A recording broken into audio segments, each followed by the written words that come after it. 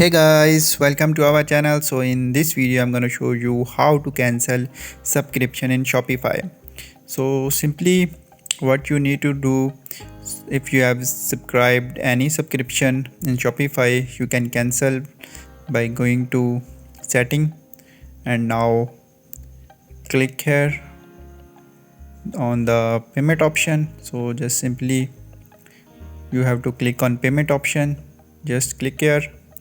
So here if you have subscribed any subscription, it will be available here. In my case, I don't have subscribed any subscription like premium or something else, so there is no subscription available here. You can also add payment method here and to buy a subscription. So here if you have buy any subscription, there is option available here to cancel it. So in this way you can cancel subscription in Shopify.